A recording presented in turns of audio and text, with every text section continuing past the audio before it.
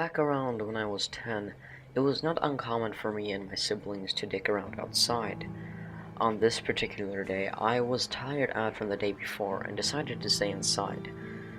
I would occasionally go look outside to make sure everyone was okay and doing well.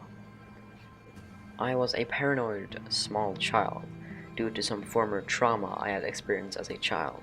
Well, after about my third glance outside, my cousin and brother were standing at the end of the gravel and talking to some pizza delivery guy. I turned to my mother and asked if we had ordered pizza, maybe as a surprise.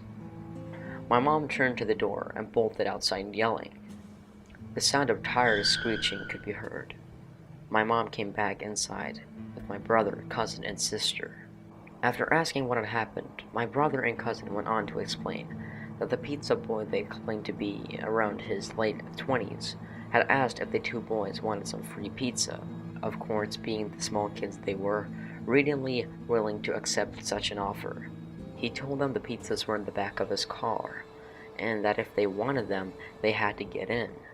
That is luckily when my mom ran towards the car, yelling random obscenities. That made him sped off. Thankfully, my cousin and brother weren't kidnapped. And creepy pizza delivery guy, let's never meet again.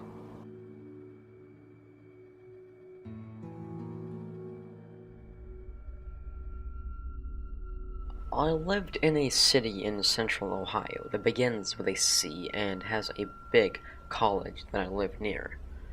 I attended a different college than the one I mentioned and made the 20-minute drive from the city to that college.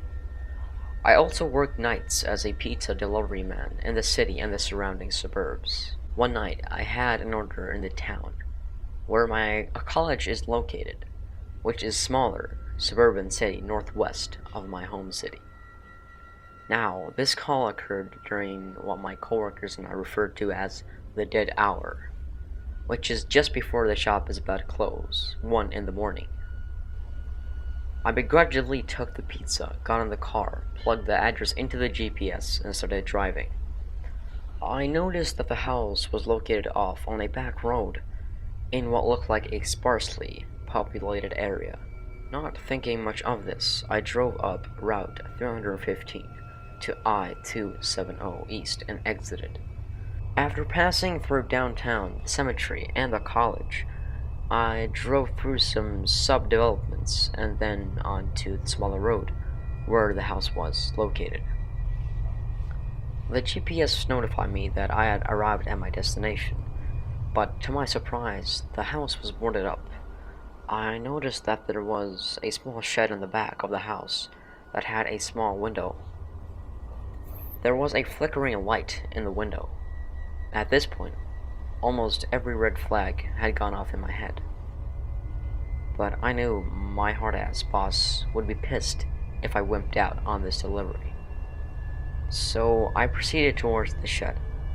As I got closer to the shed, I heard a rustling noise in the bushes next to the driveway. Then I heard a man whisper, "Here they come. Billy, 45, 45. At that point, a man jumped out of the bushes and 2 other men jumped out of the shed.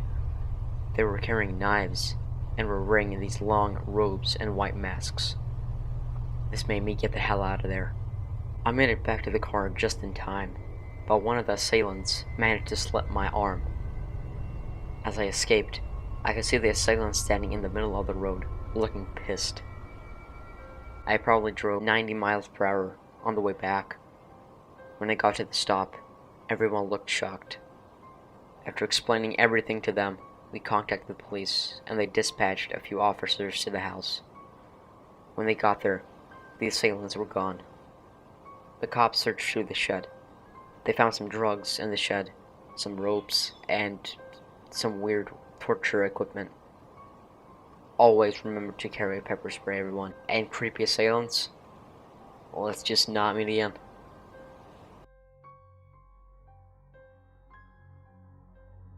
This happened a few years back when I was 12 or 13 years old. I'm from the Philippines. It was Sunday afternoon, probably 5 to 6 o'clock, and I was at home with my dad. My mom had left to buy groceries about 30 minutes ago using our one and only car. As I was watching YouTube videos in my room, the doorbell suddenly rang. It rang quite a few times until I had enough of it. That's when I knew I had to open the door. Knowing that my dad was probably sleeping in the other room, I reluctantly went downstairs to open the door. The thing is, I've dreaded opening the front door for people ever since my grandpa scolded me for opening the door for the mailman in his house. He lectured me about how dangerous it could be, like I could be kidnapped or something.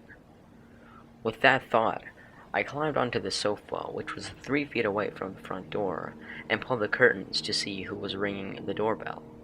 Note that the window I looked through was surrounded by a tall fence, 4 to 5 feet away, so I felt perfectly safe, and found it convenient later on when I talked to him. He had a dark cap and a blue jumper. He looked pretty normal to me, but we weren't expecting anyone on a quiet Sunday. I asked him what his business was, and he replied that he was supposed to deliver pizza to my address. Excited and a bit confused, thinking that my dad secretly ordered pizza for us, I told him to wait for me to get my dad. I climbed upstairs to my parents' room and saw my dad sleeping. I woke him up and asked him if he had ordered pizza, and he replied with a daze that he didn't. Disappointed, I go back downstairs to break the news to the delivery guy, who probably got the wrong address. But when I got back to the window, he was gone. Since I was pretty young back then, I didn't think much of it until now. Today I'm certain that I was almost kidnapped. 1. It was quiet outside, and my bedroom window was open, but I didn't hear a motorcycle revving near the house, nor did I hear it when it left. 2. He just left like that, even though I specifically told him to wait, and I didn't say we didn't order pizza. 3. I didn't see a logo of the pizza place he was working for, and the strange thing is that we only have 2 pizza places near us, which have a distinctive red color. 4. I didn't see a motorcycle near him, which was extremely odd. My mom's theory was that the guy probably thought I was home alone, because our single car was gone, and my dad rarely got out of the house, since he was unemployed back then. What probably got him to leave was that I told him I had to get my dad. If not for my grandpa scolding me, I would have answered the door and probably wouldn't be here writing this to you guys. So stay safe. And fake delivery guy, let's just not meet again.